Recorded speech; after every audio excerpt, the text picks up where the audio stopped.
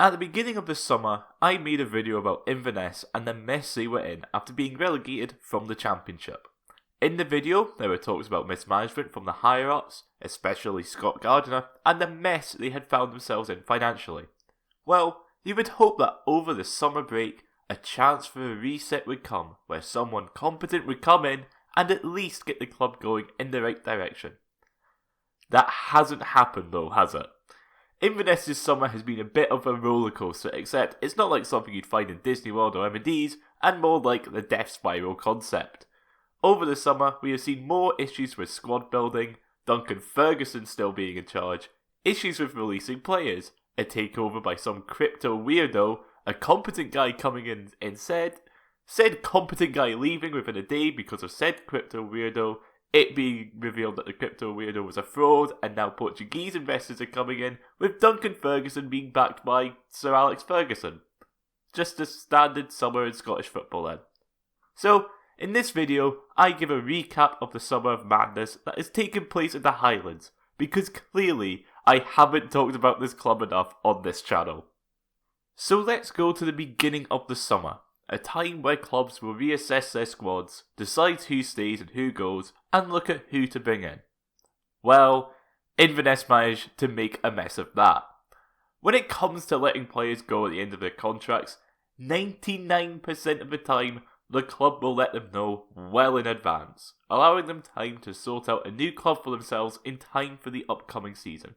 Inverness, for some reason, didn't do that. Players were left unknowing as to whether or not they would still have a contract at the club. Even as late as the end of June, there were still questions over who was actually staying at the club. People only knew about players leaving when a social media post from either the player themselves announcing their new club or when their new club announced them. With the players who were leaving, however, it was still a mess. First, we have Cameron Harper, who left the club to go to Carlisle United on a free transfer. Harper, at the time of the move, was under the age of 23, meaning that if Cali offered him a contract and he turned it down to go to another club, Cali would be eligible for compensation as a development fee. This, when you consider the financial predicament the club is in, could prove to be a valuable source of income for a club struggling financially. But in an interview with Football League World, Paul Simpson, who is the manager of Carlisle United, came out and said that the financial benefit from a deal agreed with the club was a big positive as they signed him for free.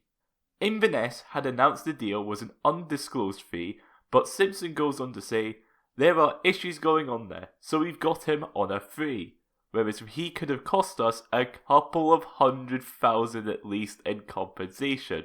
Yes, you heard me right, a player that could have earned a six-figure sum was able to go for free. This isn't the only player departure that the club messed up with though, as we now go to the complete farce that was the Aaron Doran saga. Doran had been at Inverness since 2011, playing in 289 league games in both the Premiership and Championship. He was a club legend, having been involved in the Cup final win in 2015 and staying with the club through the tough times that has been the last few seasons. Doran couldn't help Inverness stay out of trouble this season, however, as in a game against Raith Rovers back in April, he sustained a knee injury that needed operation. His contract, however, was up at the end of the season, and Inverness, being Inverness, refused to pay for the surgery. The club cancelled on 2 occasions an opportunity to have the surgery that would allow him to play again at some point during the summer. Instead, his surgery had to be crowdfunded after news got out with Shane Sutherland, another former Cali player, setting up a GoFundMe for Doran. Doran's also put out a statement on Instagram saying how the club gave him his P45 by email rather than talking face to face with him, which, for someone who has played nearly 400 games for you, is a disgraceful way to treat them. The fundraiser smashed its target of £5,000, with donations coming from fellow professionals and fans from all over Scotland, helping out where the club couldn't. When it came to replacing the players who left, it was made apparent that the club would be looking at bringing through youth players. This was something I both praised and criticised in the last video, as whilst yes, it was good for the club to bring through local youngsters, I questioned how on earth they would get to county. Thankfully, the Kelty move was called off, so this move is more feasible, and the club announced the signing of 6 young players all joining the first team. Keith Breyer, Ethan Cairns, Callum Mackay, Matthew Strachan and Robbie Thompson all joined from the club's academy, showing their commitment to bringing players through the system, whilst their 6th signing was Cameron Ferguson on a 1-year deal. Wait a minute. Has Duncan just signed his own son? Anyway, 3 more academy graduates moved to the first team, along with a bunch of other signings either permanently or on loan, all being under 23. So, how has this turnover affected the performances on the pitch? As a full-time club in League One, you should be aiming to get back into the Championship. As I said in the previous video, it is difficult to remain financially sustainable when full-time in League One, as there is less TV money, prize money, and ticket money. Oh no!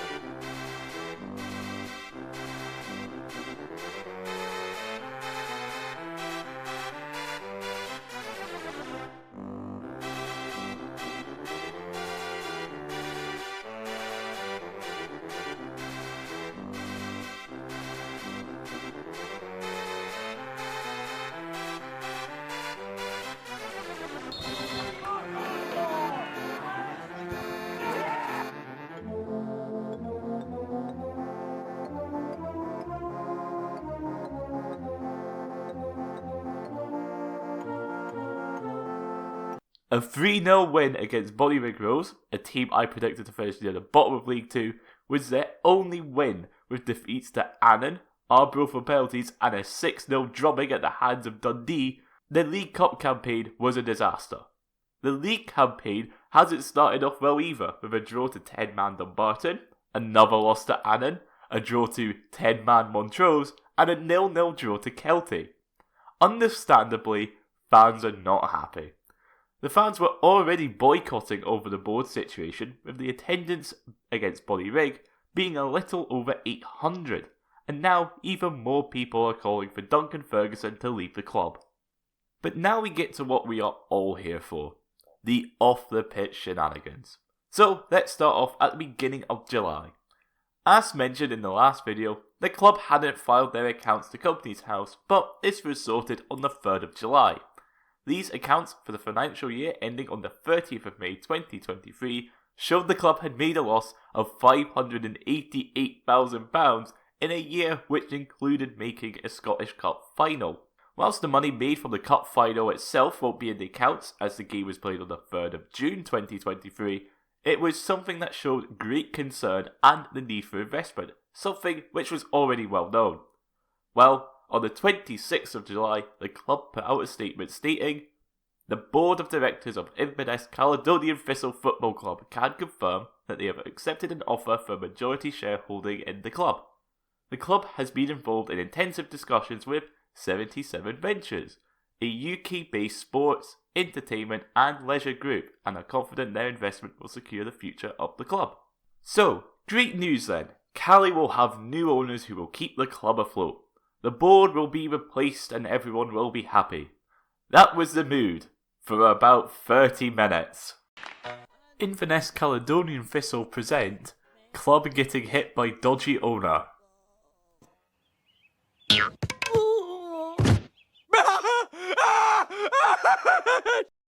As with any new owner, people will be snooping on Companies House to get an idea of how trustworthy the new guy is. This new guy was not trustworthy at all, as it turns out.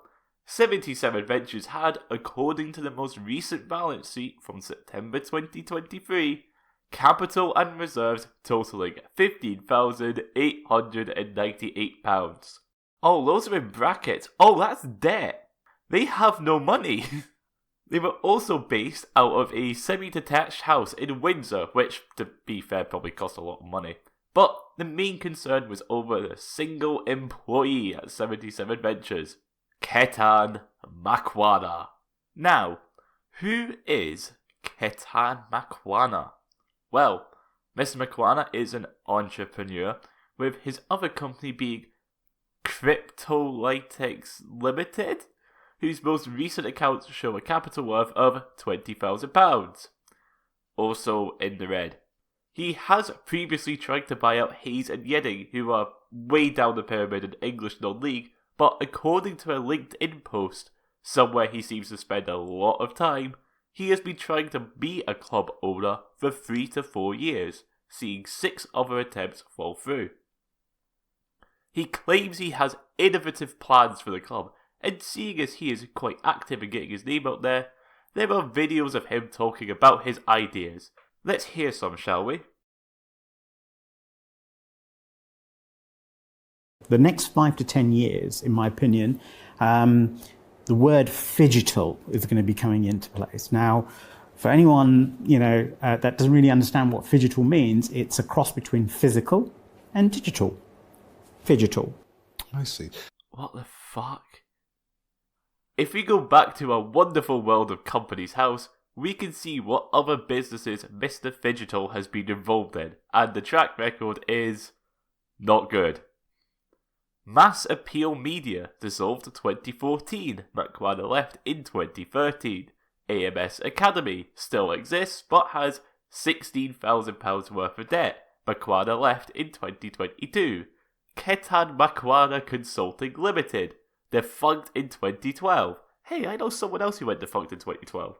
Enterprise Lab Limited still exists and Makwana is still a director. £50,000 worth of debt. Makwana Consulting dissolved in 2020. Pinky Strategies dissolved in 2018. Smofo Limited dissolved 2019. 77 Ventures, as previously mentioned, £16,000 of debt and the one he is using to buy Inverness. Niteo Limited dissolved 2024. Eli App Limited. Makwana is an active director. Debts of £87,000. I Am Change GIC. Makwana is an active director. Accounts overdue by 5 months now. 77 Media dissolved 2024. And finally, Cryptolytics Limited. Makwana is an active director. £20,000 of debt. With 77 Ventures, Makwana is not alone, with other shareholders including James Dai Nguyen, a Vietnamese American who, according to his Twitter bio, where his handle is I am Jimmy Nguyen, is a global blockchain and emerging tech leader, also known as a load of bollocks. Back to the Highlands though, where on the 31st of July, Inverness put out a statement about the appointment of a new interim chairman as Ross Morrison had already left the club. This new interim chairman was Panos Thomas, who is a retired orthopaedic surgeon and tutor specialising in sports and knee injuries according to the club. Panos Thomas, with his expertise in knee injuries and other sport injuries, allegedly suggested that Aaron Doran walk off his knee injury. You know, the one he needed to crowdfund surgery for if he wanted to play football again because the club wouldn't pay it. Thomas said in the statement that, I have been hugely impressed by the drive, energy and vision of Mr. Makwana and look forward to continuing to work with him in the coming weeks as our legal representatives discuss the fine detail needed to complete the deal. Oh god, they're going through with it. On the 1st of August, the Inverness Courier had an interview with Makwana where he talks about how the club is close to insolvency, how he is financing the deal, and what fans can expect. He mentions giving the club a trade creditors relief scheme to help settle club debts for the month. He has committed to paying the wages till the end of the month to avoid the club going into insolvency, how he is trying to get the deal done swiftly, and that he does have the money to run the club. The insolvency he talks about doesn't seem that far off, as on the 12th of August, it was revealed that Calais hadn't paid Dundee and Ross County the respective loan fees for both Cammy Kerr and Alex Samuel. The Inverness Courier article did also mention failed projects in the club's attempts to raise funds. Well, remember the Battery Farm plan? The one that got rejected due to people sledging in the area? As of the last video, it was being put to appeal. Well, it's being put to appeal by Intelligent Land Investments, with Inverness Caledonian Thistle's name nowhere to be seen. So, if the plan goes through now, the club will not get any financial benefit from it. All of this talk made it seem like Macquarie taking over was inevitable, but then on the 13th of August, the club put out another statement. This time, however, it was to announce that Alan Savage would be taking charge of the struggling club. Their words, not mine. And that negotiations with 77 Ventures had been suspended. They also announced that the club is working with GRM Marketing to gain investment and hope the community come together to support the club. So who is Alan Savage? Savage was the chairman of Calais back in the mid-2000s, but he had to leave due to time commitments. Since then, he has been the chairman of the Orient Group, a large industrial recruitment firm that works in life sciences, renewables, oil and gas, construction and infrastructure projects. And in case you were wondering, the group ran at a profit in 2022 of £3.5 million. Clearly, someone who has experience of running both a football club and a successful business. Sounds like Calais are finally on the up then, doesn't it? Well, going through Company's House will show that Inverness comes up twice on Savage's profile, with his first appointment being between 2006 and 2008, and of course the most recent one showing him joining on the 12th of August 2024 and resigning on the 12th of August 2024. Wait, hang on, resigned? What is going on here? Well, Ketan Macquarie put up a post on LinkedIn talking about usual LinkedIn bollocks, but mentions he is still in the process of buying a football club. Someone asked about if the deal is done, posting the appointment of Savage as a director. Ketan replied saying he was working on it, with an image showing that Savage's position had been terminated. This was all on the 14th of August, but the next day, the Press and Journal released an interview with Alan Savage, where he says he has paid £200,000 to cover immediate bills, and it is mentioned that £50,000 went towards Puma to pay for the kits, and that the club is £800,000 in debt. In an STV interview, Savage does suggest that there are investors ready to provide much needed funds to the club, but that of course depends on if he is actually still at the club. On the bright side though, Scott Gardiner's gone. Another bright side is that a large chunk of debts have been wiped thanks to Alan Savage's work. Is he in a job or not? Well, Savage was never brought in to be a director, but as a consultant. Clearly, Mr. Macquarie is talking shite, and a mistake was made on Company's House. Anyway, Savage held an emergency meeting with creditors on the 19th of August, which saw £3 million worth of debts be wiped, including £2.1 million from loans owed to former chairman Ross Morrison. The weird part about this was that it was revealed that Sir Alex Ferguson offered to help, but he also backed Duncan Ferguson, which is an interesting choice, I guess. It was also revealed that talks were ongoing with a group of Portuguese investors who are already involved in football, having recently bought over Serie A side Monza, and are looking to add a club in both England and Scotland to their portfolio. Whilst it does seem that Inverness might end up becoming a part of some multi-club ownership model where players from the top team hoover up talent from those below and send players back on loan, it is almost certainly better than just not existing at all. The investors also have interest in South America and Iberia, so we could be seeing some interesting faces turn up on the shores of the Moray Firth. That'll be some culture shock. It has also been revealed that there are 3 other potential investment groups at the beginning of the summer. A Chinese conglomerate who pulled out due to the CCP limiting investment in football outside of China, and 2 other unknown investors who never put a bid in. We also need to talk about Scot Gardiner. Well, I say we. Might as well let Savage do the talking. What do you feel that's down to that's maybe not been there before?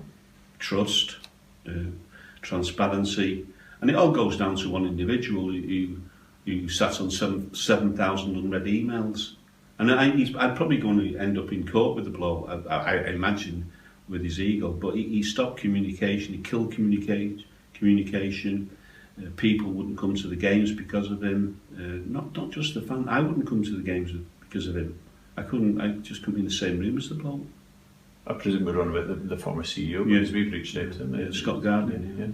And do you feel as though that's the theme that's run through everything in terms of your correspondence with businesses or fans? Yeah, everyone that I've spoken to, nobody, had the faith that what they were asking, the questions they were asking would be answered properly. A lot of bullshit. Was Gardiner actually doing anything at Inverness? 7,000 unread emails. This man was hated at Hearts thanks to not ordering seats for a new stand. He was hated at Dundee, and now we have Inverness fans and a former director wanting him fired into Loch Ness, hopefully getting eaten up by Nessie. This man needs banning from football, because when I mentioned earlier about other investors, our old friend Ketan Makwana was who Scot Gardiner made the preferred candidate to buy the club, despite the fact that there was no proof of funds made to the club. Thankfully, it seems incredibly unlikely that Makwana is going to be involved in Inverness now, not with Savage in charge of the deal. But if he does want to get into football up here, he can follow in the footsteps of the old Inverness board and move down to Fife. There is a club up for sale. Speaking of Ketan Makwana, I have to give a shout out to Stuart Findlay of the Press and Journal for doing a proper deep dive into Makwana's past. I'm only going to talk about the Inverness section, but I will leave a link in the description for the full article because my god is this guy beyond dodgy. The article talks about what Makwana's vision for Inverness involved, which lists off ideas such as a 150-bedroom hotel, a player ecosystem, which would include housing, schooling, and shops for players and their families, effectively a company town, an esports arena, and a fan park that would encourage tourism to the area. As previously mentioned, there is no way he would have the money to do this, let alone the supposed buyout fee for the club, reported to be £2.5 million for 50% of the club's shares. That's right, £2.5 million for half of a League One club, which gives Inverness a higher valuation than whatever those weird Yankee investors were trying to buy Motherwell for, who are a stable Premiership outfit. With the news of these Portuguese investors, however, fans have opened up to the club again. The fans' boycott seeing 800 fans at League Cup games has ended, and at their most recent home game against Montrose, Cali saw an attendance of 1,902. The Portuguese investors also promise, investment, and there is hope that the squad will see players coming in to help the club return to the Championship. In my pre-season predictions video that I made, I put Cali 5th, mainly due to the fact that they were in just this complete mess. But with light at the end of the tunnel, it seems more likely that a return to the Championship at the first time of asking is possible. Hopefully, I won't have to make another video of these lot in 3 months' time. What do you mean there's another statement? I've already finished making the video. Oh, for fuck! On the 28th of August, Inverness put out another statement in regards to what has been going on behind the scenes. The statement is split into 3 sections: findings, options, and future, so we might as well go through them. Alan Savage, in his time, has contributed £200,000 to the club since coming in. 77 ventures were deemed suitable owners by Scot Gardiner, even though auditors have come to the not difficult conclusion that they are not suitable to run a football club. Draft accounts for 2024 show a loss of £1.7 million, with debts being £400,000. £1 million are required to pay off debts and get through the current season. The club's financial situation would be fine if the Battery Farm plan went through, but the licence has been sold, bringing in £250,000.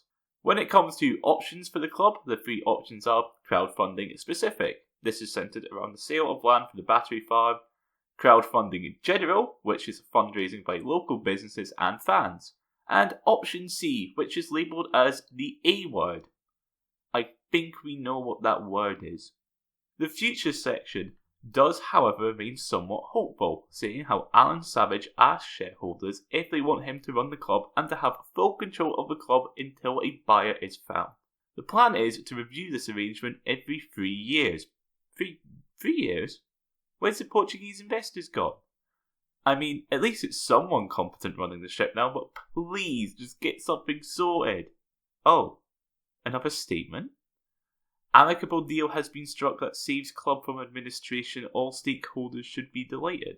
That's great news! Inverness Caledonian Thistle are saved from administration, and I won't have to make any more videos on them. Let us all rejoice. I might be allowed to travel up the A92 if required. Of course, this is fantastic news for Inverness fans, as they will finally have a functioning club after what has been a rather tumultuous last 5 years. Alan Savage came out saying, the stakeholders and fans should be really happy tonight that Cali Thistle are not going into administration. I have the responsibility of fixing it, but I remind people it will take time.